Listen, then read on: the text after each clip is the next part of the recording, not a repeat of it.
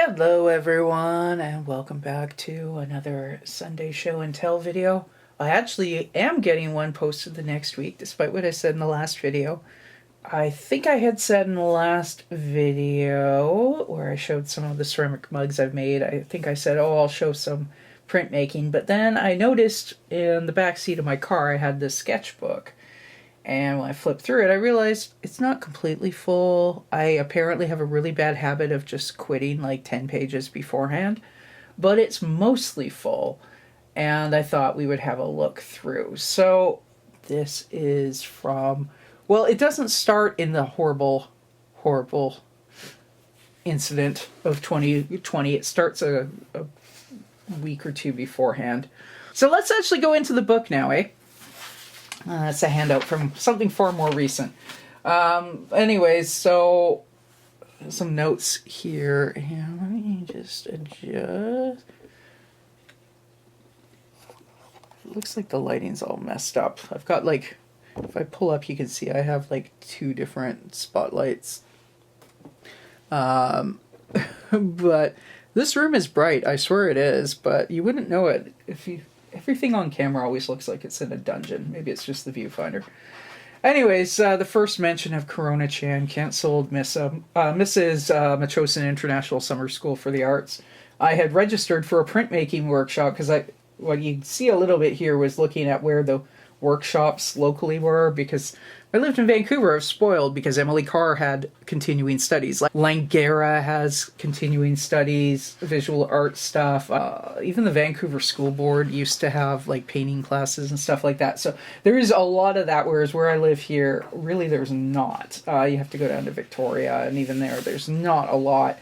So anyways, I was trying to figure that out in, March 9th, going like, well, what am I going to do this summer? The answer, of course, was nothing.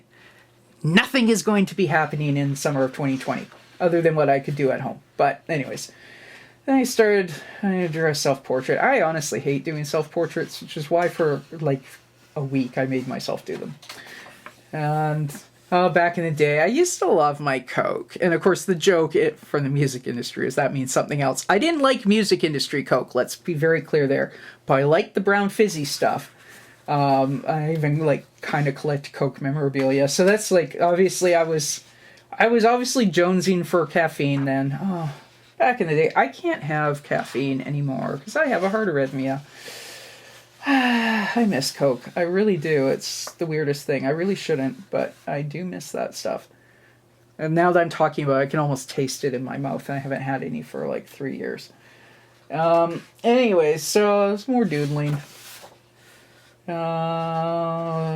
Book recommendation by someone named Mark Shatner. I have no idea what book that's about. Talking about focus. I was watching videos by Struthless at the time. Some observation sketches. Other observation sketches that... I don't know what the hell that is. I mean, that's the back of one of my dining room chairs, but I guess there was a cord or something draped over it. I don't know how... I know from other videos that stuff actually does show up in camera that doesn't really show in the viewfinder, but I think that shows up, that self-portrait. Oh, there we go. Signed up for Missa printmaking. That would have been the end of June, but that was canceled. Ooh. My old cartoon character Zomo, this obnoxious iguana character, showed up. Drawing some of the flowers in my garden. At this point I was doing a lot more nature kind of motifs, but also not really. I was trying to figure out what the hell... Well, okay, I realized at some point that it's like, well, I feel like shit that I'm not painting, so I need to paint, and then it's like, oh my god, paint. I don't know what to paint. I'm still in 25 going, I don't know what to paint. Other than I've kind of figured out, now that I have cartoon characters, I paint my cartoon characters. I need to do more of that. Another self-portrait, some collages for magazines, and a little bit of watercolor, collage, because there's some like Japanese paper that has like almost holes in it that kind of look like flowers. bunch of prompts from Inktober.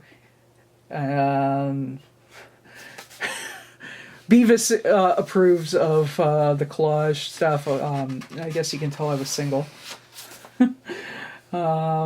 Anyways, more self-portraits and drawing stuff in my garden, drawing obnoxious YouTubers, doodling and collage.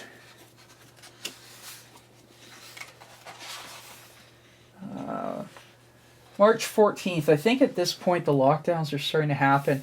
Well, this is Joe's moving day. That's my brother. My brother very briefly lived here on the island. A few months and then before moving to Calgary. But anyways, that was all in the future at this point. More doodling. Oh, this is funny. Part of the old pink roto that will be removed. It was not removed. It's still there. It's massive. It's like 10 feet tall. Somebody, and I'm guessing the 1960s based on how thick the trunks are, some moron put a gigantic pink rhododendron that is over 10 feet tall now. So one of the varieties gets real big right next to, literally this is a standard piece of paper, standard letter size paper. That's the distance between the trunks of this rhodo and a gigantic hot pink camellia that is also over 10 feet tall.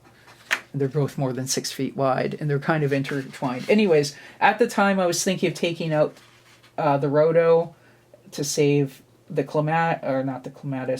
the camellia. I left them both. I pruned them both back. They're now both probably bigger than they've ever been. At a certain point, you just give up and go, okay, y'all want to live together, I ain't gonna complain. Done fighting stuff in my yard. Except for the goutweed, I'm still trying to fight that, but that's a losing battle. I at least understand that is a losing battle. More collages that Beavis would approve of.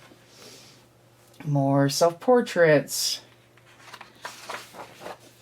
Yeah, one of the plants from the yard, New Zealand flax.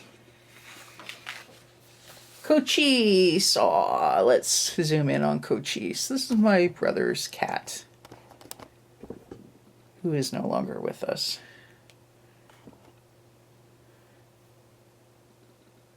And then Cochise being mad. Poor Cochise.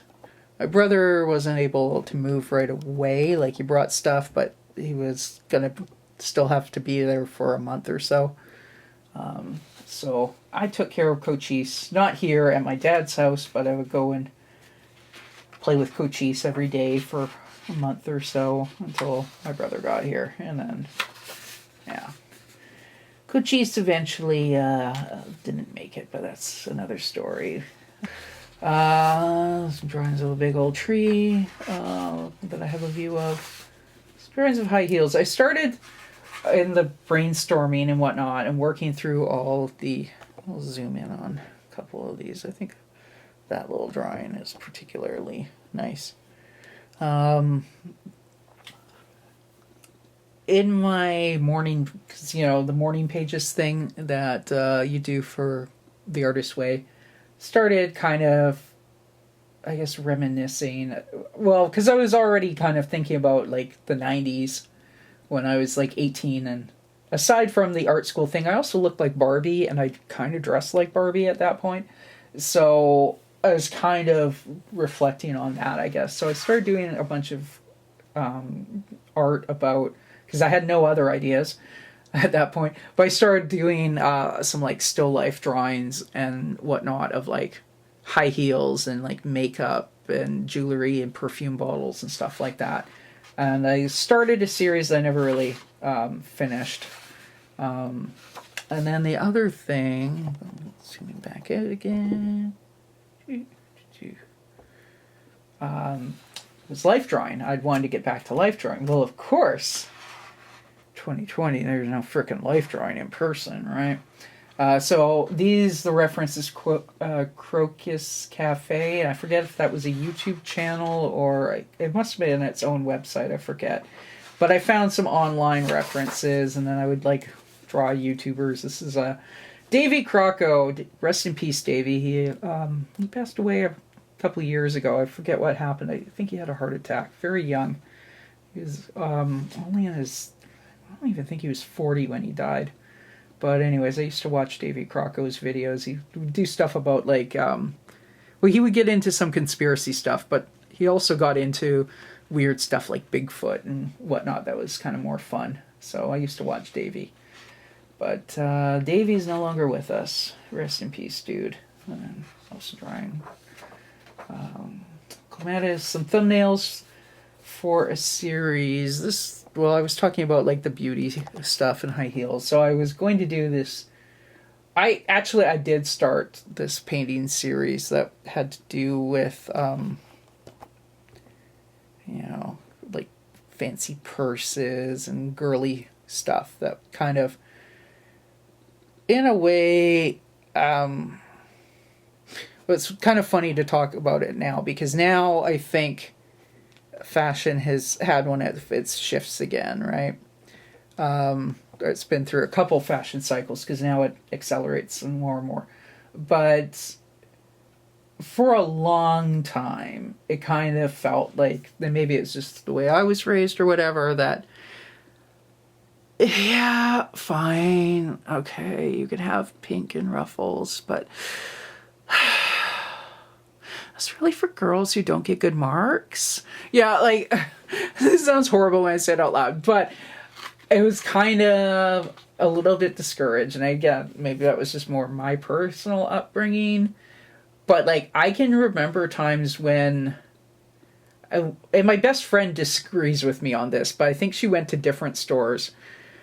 But, like, I can definitely recall, and it's been at least 10 years now, but a while back, like Home Sense or Winners, which I guess in the States that would be like TJ Maxx, they didn't actually have a dress section. Now they have a dress section. It's actually fairly sizable in the last few years. It's like made a comeback. But for a while, if they had dresses at all, they were like really short hoochie dresses. Or like in the springtime, there'd be like a small section for like polyester satin dresses for prom, but then it would go away, right?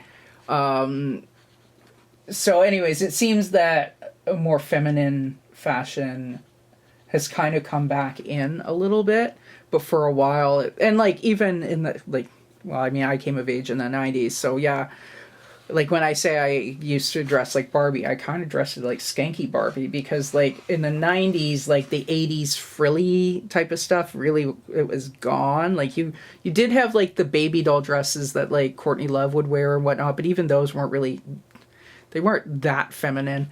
But everything was like, you had like chunky shoes, and it's funny, like now I have Fluvog shoes that are very 90s inspired.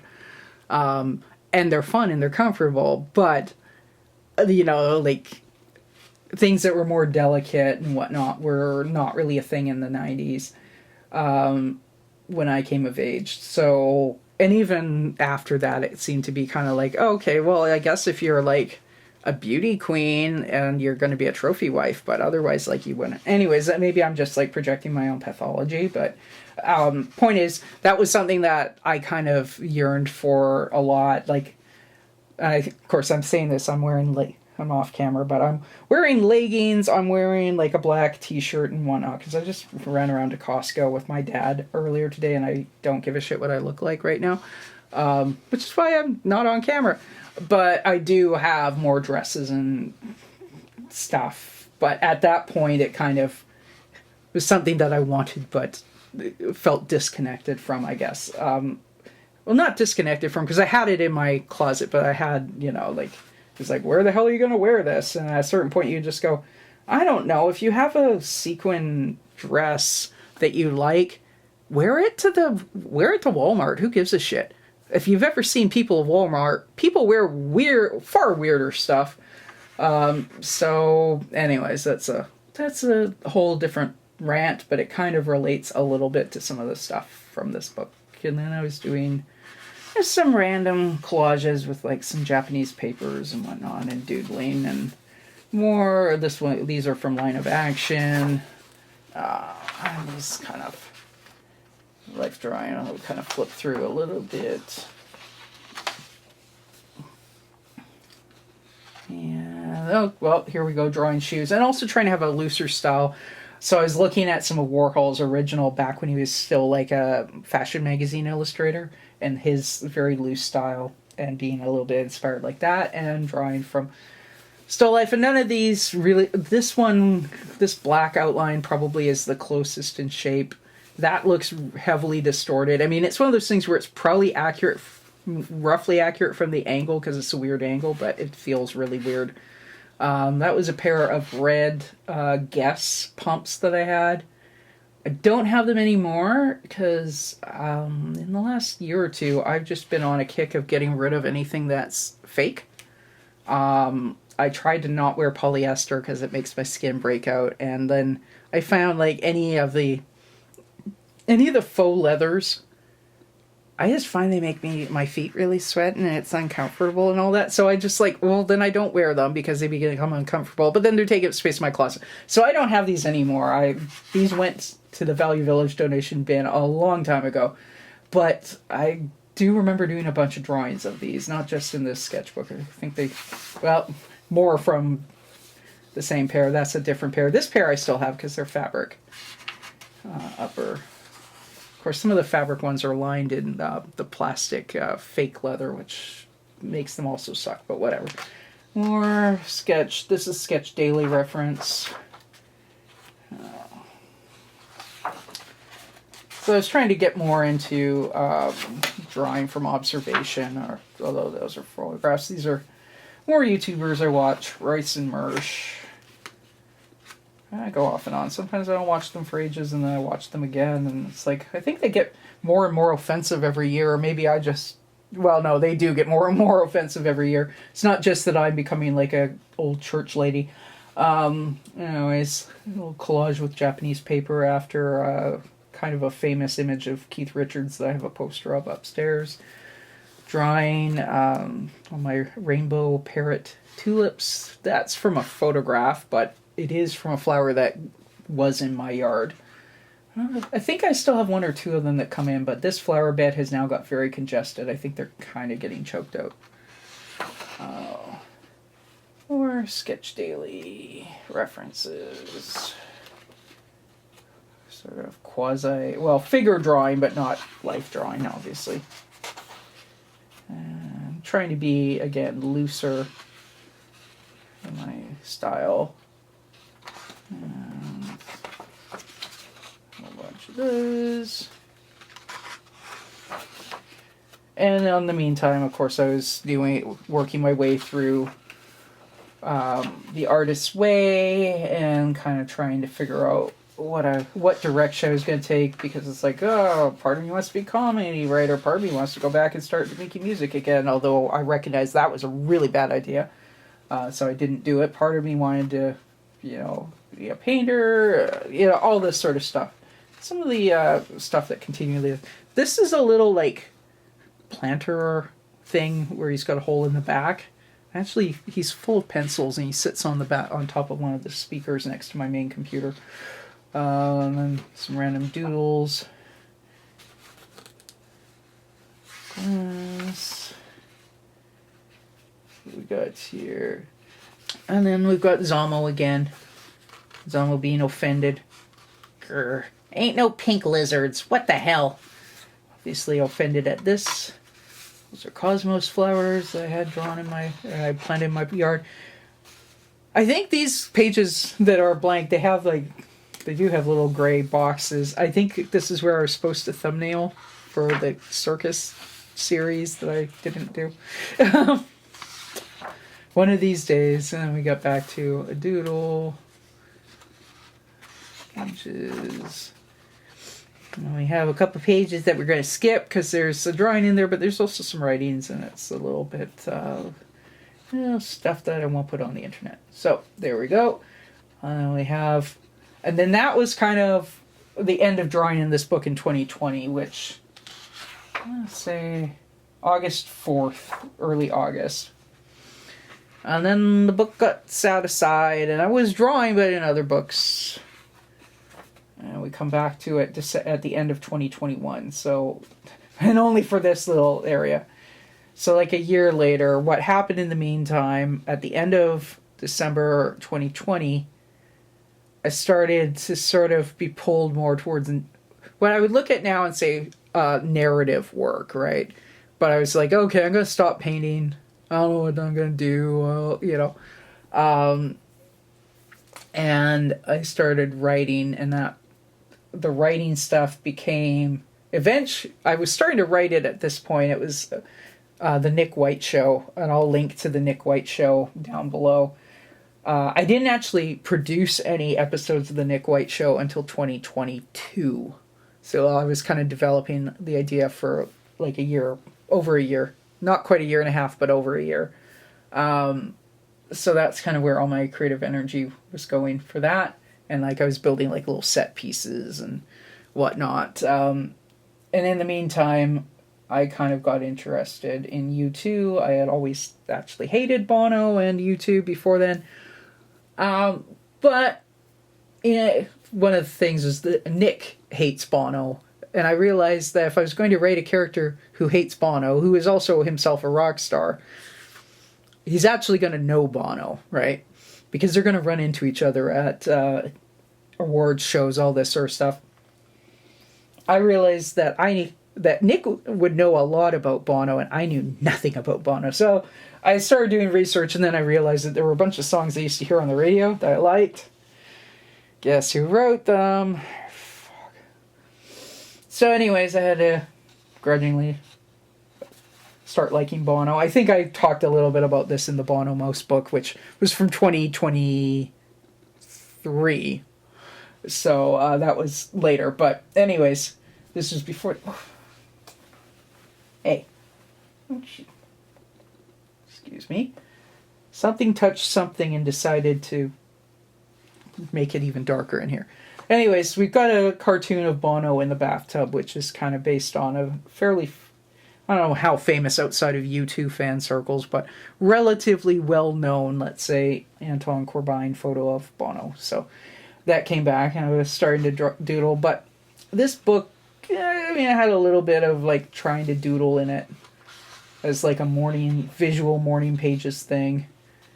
I guess I did that for a few days, and then if anyone's familiar with the Japanese comedy pop thing, Yatta. This is like trying to draw Yatta from memory.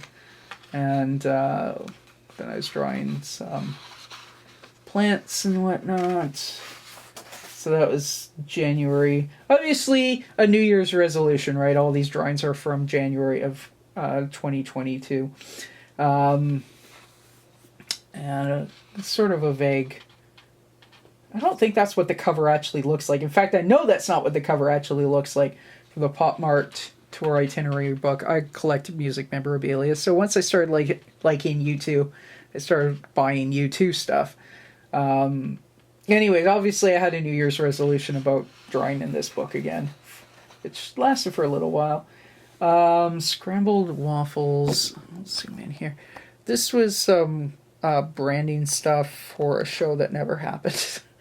I was talking with a friend about doing like it was going to be like a Sunday morning arts creativity podcast, but like interview. So like I would be the host. I would have a different artist or creator on every week and ask them about their creative process. So it was kind of like a mutual self-promotion, but it was kind of more about... Anyways, it never ended up happening at all, but that was kind of like one of the doodles I had for a logo. And my buddy was far more adept at live streaming than I was, so he was going to be the producer of the show. Anyways, it never went anywhere. Flip it on. I was talking about the Nick White show. I've got the green paint on here because there's dicks, and I don't know exactly how YouTube works with all that. So I figured it was safe to err on the side of stick some green tape over Nick's dong. This was notes for an episode that I never got around to because the technical stuff. Because, okay, so for the Nick White show, I use Barbie and Ken dolls, and I would set them up in a tableau, and I would take footage of the tableaus, so sort of panning through the scene. Again, I'll link it below so you can see what episodes actually looked like. But it meant that if I needed a set piece and didn't have it, I had to build it. And this is the reason why that episode never happened, is I was going to have to make this, and it was going to have to be a 3-foot tall sculpture of Bono. Okay, let me get back to this. So the plot line for this episode is that never happened, was that Nick hears a rumor about this woman sculptress doing a bronze statue of Bono. Would be, I guess, for probably Tato Park or Crouch Park, whatever it's called, in Dublin. And Nick, of course, wants to always outdo Bono because he can't stand Bono and all this. So he wants to hire this woman to do a massive statue of him. It has to be bigger than the Bono statue and all this stuff, right? And then he has these ideas about, make sure you sculpt me as a Greco-Roman god, darling. Make sure that, I've got a really big dick. And anyways, and so there was going to be a scene where he's posing, and first of all, she doesn't even want to do the job. Finally, he offers like $250,000, and she just realized, like, I want the money. I'll do a sculpture of this coked out retard. So anyways, so this scene was going to be the reveal, and what it's showing is him as Priapus. So if you're familiar with Greco-Roman mythology, Priapus is the dick god. So he was drawn as a giant dong, right? Giant erect dong. So anyways, we have the revelation of the sculpture. So the scene was going to be Nick in the studio with this sculptress, and she's pulled the veil off to show him what it looks like, and he looks, and there's a pause and a silence, and then it says, oh, and he's literally hugging his dick. Like, his dick is from his crotch over the top of his head, and it's like, like a foot thick and all that. Like, it's over the top, kind of grotesque. Anyway, so Nick sees this statue, and he says to her, "Don't you think it's a little bit small?" And then she says, "You have got to be kidding me." And he says, "No, the contract said it would be larger than life. Well, it's only 6 foot tall." And she says, "It's 6 foot tall, you're 5'7", ergo it's larger than life." And Nick's saying, "Well, I was expecting 30 feet for $250,000. And she says, "Well, too bad." And he tries to argue with her. "The contract said you would sculpt me as a Greco-Roman god." And she says, "Well, Priapus is a Greco-Roman god." Anyways, so there was going to be that scene. And then the final scene, because she had actually sculpted Bono, but like Bono as the fly and all this. And she just obviously gets so pissed off with dealing with Nick, and Nick is so obsessed and keeps referencing this sculpture, which she originally, earlier in the story, was trying to pretend that she hadn't done a sculpture of Bono, but that was the other thing. I was going to have to do a different sculpture of Bono, Barbie doll size, so it would be in the back of her studio, and she's saying that the sculpture, that she's never done it, but the audience can see it's right behind her. Anyways, she gets so mad at Nick, she takes his $250,000 and she invests it into making her commissioned sculpture of Bono, this like crazy 30-foot high, but also she sculpts him as a god, but it's for Dublin, so she does him as like a Celtic pagan god. So it is a naked sculpture, but you don't see it because he's got this like scarf thingy and she sculpted him as the pagan Irish god Lugh, or Lugh, who is the sun god. So he's got the marks of Lugh, like he's got the harp, and Lugh had like a mantle wrap with a silver brooch, which in this is basically it's a ribbon thing flying around that kind of protects Bono's modesty, and it's got Celtic braid on it, all this sort of stuff. So this was the thing where it's like, to make that in scale for a Barbie, it would have to be 3 feet tall.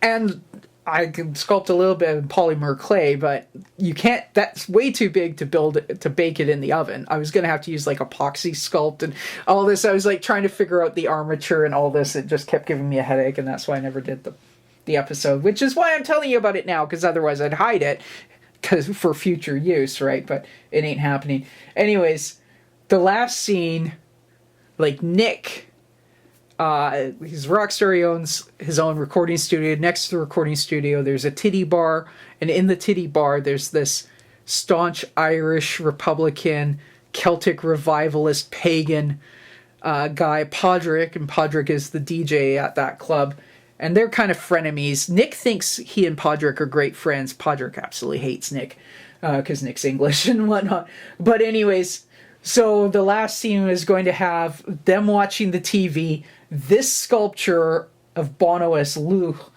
revealed, and they're both, Nick and Podrick, are offended for different reasons.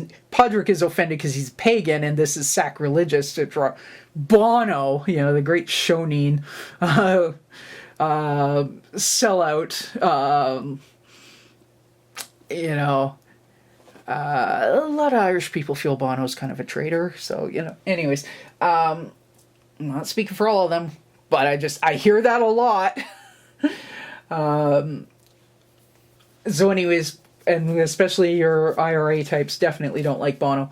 Supposedly they threatened to kill him. I don't know if that's true, or if Bono is just reporting that, or to make himself sound cool, or somebody told him that, but it wasn't actually true. Anyways, I don't know what the deal is there.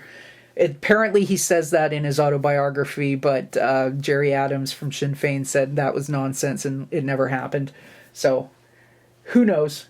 But anyways, point is, Podrick would be offended by this for ethnic, political, and religious reasons, and Nick's just offended by it because, damn it, that bitch sculptress gave Bono Nick's sculpture. That's what Nick was supposed to look like, right?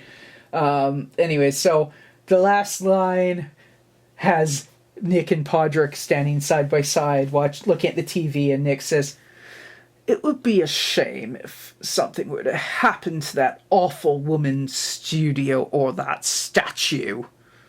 And Podrick says, "Indeed." And Nick says, "How much fertilizer would the IRA use for that sort of thing? And what would be the cost?" And Podrick says, "Well, ask me Uncle Seamus."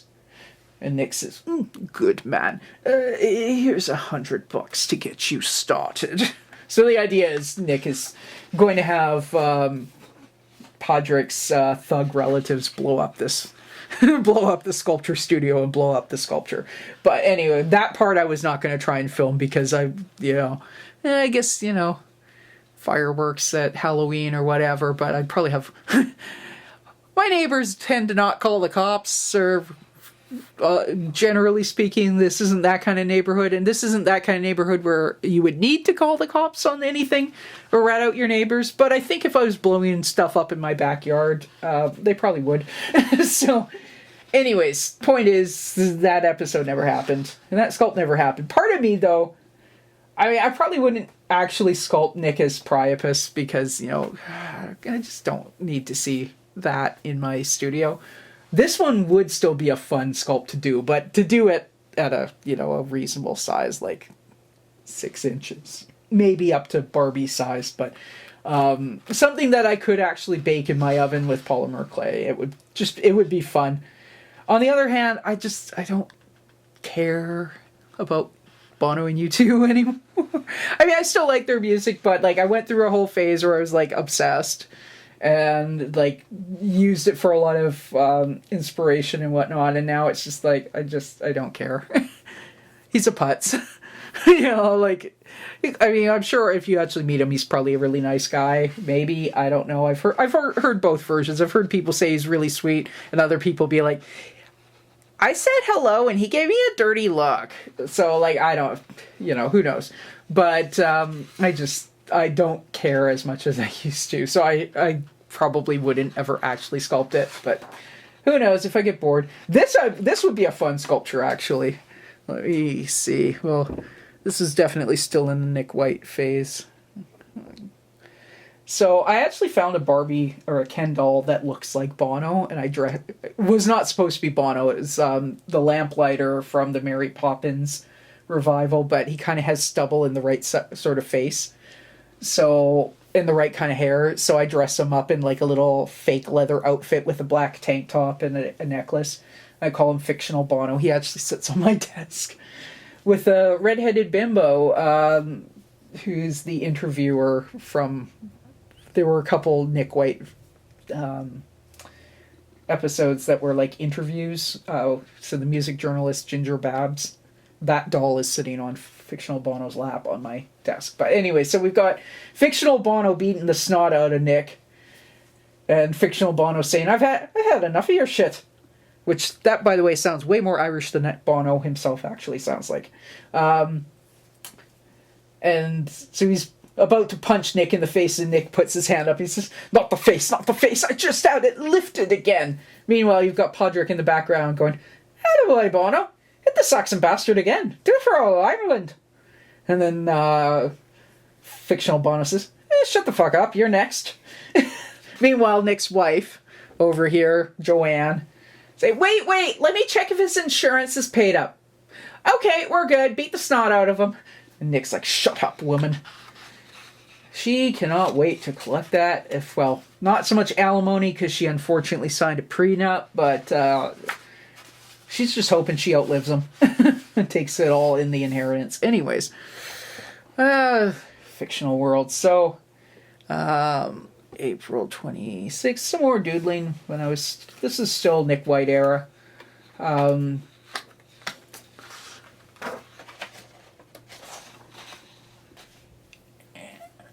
Me stuck in my blocks. Comedy, music, garden, painting, love life, or lack thereof, writing. And I don't know what the one on the bottom, I guess, is the garden. So, anyway, so there's that. And then the sketch of Tom Morello. Well, it's not actually Tom Morello, but there was a story that Tom Morello told about when he was in college. He and his buddies decided they wanted a hot tub, but they just had like a small apartment with no outdoor space. So they like set got an inflatable hot tub and like set it up in their living room and filled it. We're just like using like aquarium water heaters. Eventually it got really disgusting because none of them were cleaning it and whatnot. And then, of course, you can imagine the humidity. Like, they were getting mold in the living room. It was really gross when he tells a story.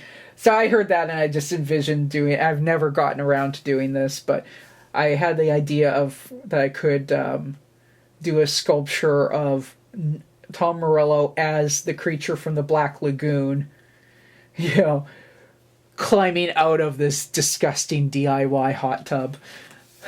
I don't know how I would do that. Well, I guess polymer clay and resin, but I never got around to doing anything with the idea. A couple of drawings of Bono from when I cared. And then, okay, so I talked about Missa long ago at the start of this video. It was canceled in 2020. I don't think they ran it in 2021 either. But it was back, finally, for 2022. So I signed up for a printmaking class, monotype printmaking, and I did. It was a week-long thing. It was a fantastic workshop. So these are class notes from that. And this one was like we were using oil-based stuff. We were doing Shin Calais. oil-based etching ink on plexiglass plates and like soaking the paper and stuff like that. So one of these days I'll show some of those prints. But, oh yeah, and the heart. So I mentioned I have a heart arrhythmia. So it happened that on one of the days, I think it must have been the Wednesday, in the middle of Missa, I had a Holter monitor test, which actually I just had another one yesterday as of filming. I don't have my results, obviously. I think they're probably same old. But anyways, for this one, you know, you have a bunch of wires stuck on your chest. You wear it for 24 hours, and then they measure how fucked up your heart rate is. And at the time when I had the call with my doctor, he told me I was mildly abnormal. At the time I wasn't on medication, now I am. But anyway, so I did, that day I did a watercolor monotype where you scuff up your plate so that it has some tooth to it, and then you paint it with gum arabic, and you let that dry. And then once it dries, you can paint on top of the gum arabic with watercolors, including like watercolor crayons and stuff like that. And then you let that dry. You soak your printmaking paper, like your Reeves BFK. You soak that for 15 to 20 minutes. Then you blot it dry. You run it through the press, and it will take it'll take the watercolor off the plate and onto the paper.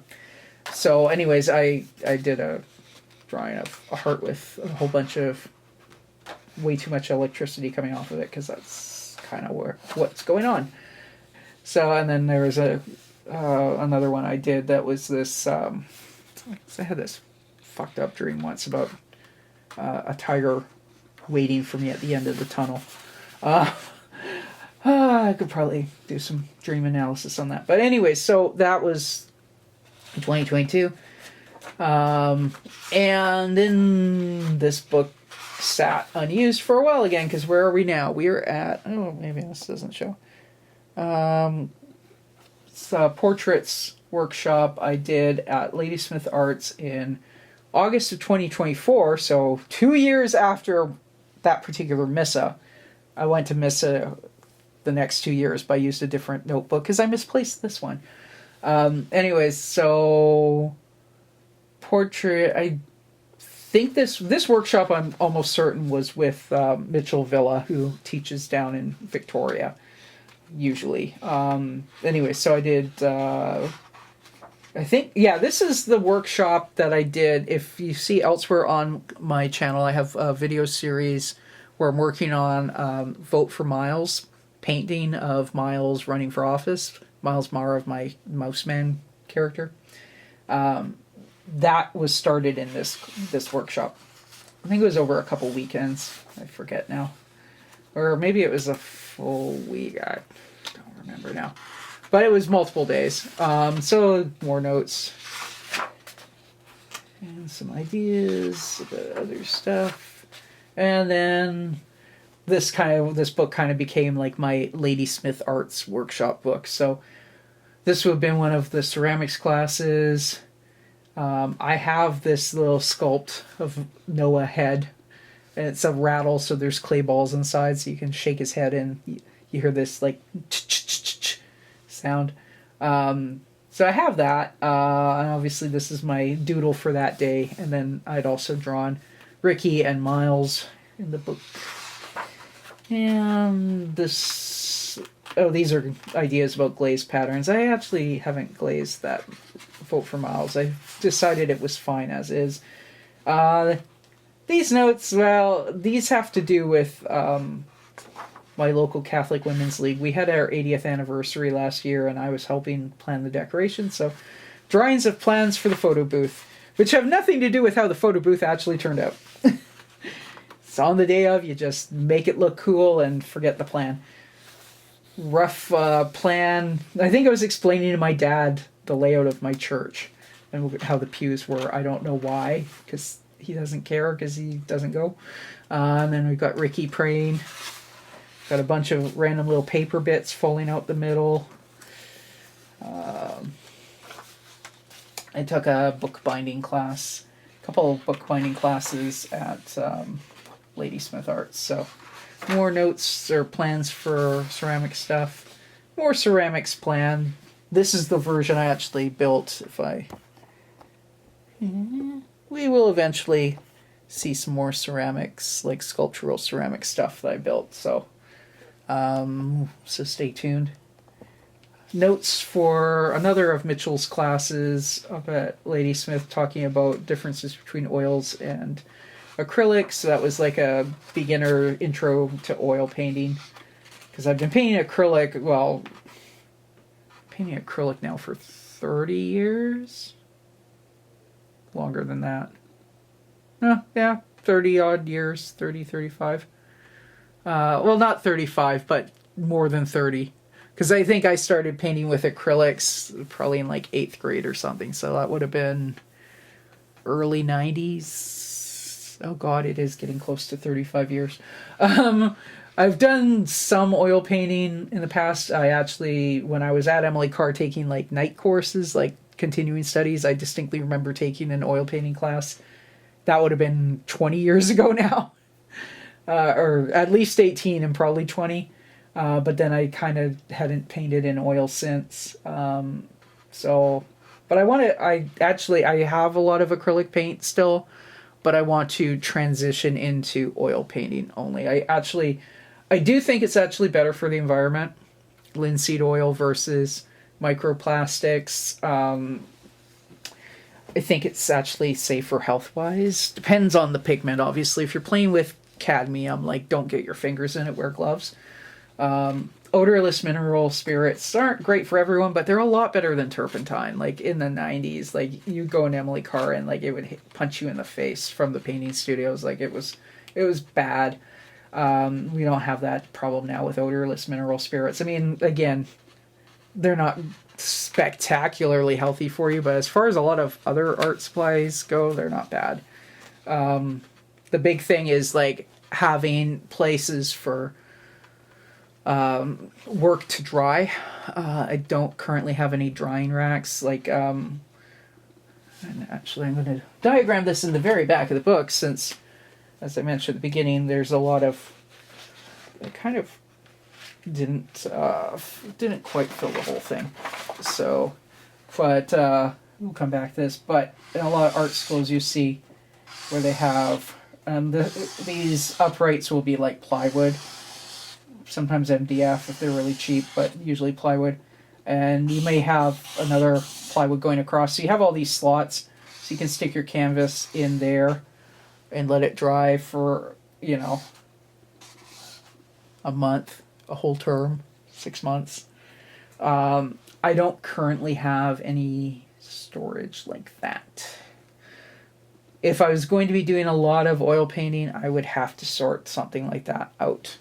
The question is, where the hell would I put it in this house without taking over like my living room? Because this painting space is, this studio in theory would be the proper place for it, but this is a general creation space. So this is my art desk. I have a desk that I do sewing at, because I do still. Well, I haven't been doing a lot of textiles lately, but I do want to continue sewing, get back into sewing, start making my own clothes. Even just to make some quilted duvet covers for some boring blankets I have, that sort of stuff, just to use up my fabric stash and be done with it in a year or so. Famous last words, right? Every quilter says that, and the stash just gets bigger. It never gets depleted. And then I have my writing desk, so like in here, that would probably be a problem. This is one of the reasons why over the last number of years, I've kind of leaned a little more towards gouache and watercolor, because you leave it flat, it's dry overnight. You could leave it for a week to make sure it's really dry, and then you can put like a piece of tissue paper on top, like not acid-free tissue paper or vellum, and then you can stack them in a drawer.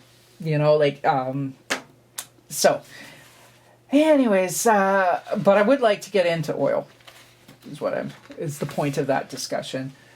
Storage will be a problem. And probably what I would end up doing is doing a lot of painting on panels, wood panels, small, because they're small, they're thin, you know, and doing smaller, not like doing like massive canvases initially.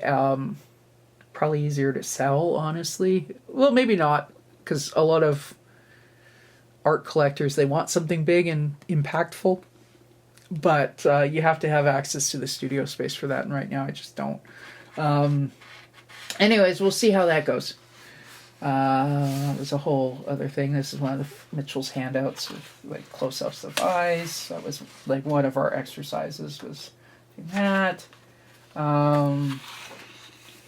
Other notes, more little bits of paper, corners and stuff from one of the bookbinding classes, which I guess I didn't take notes for. I just left the little cutoffs.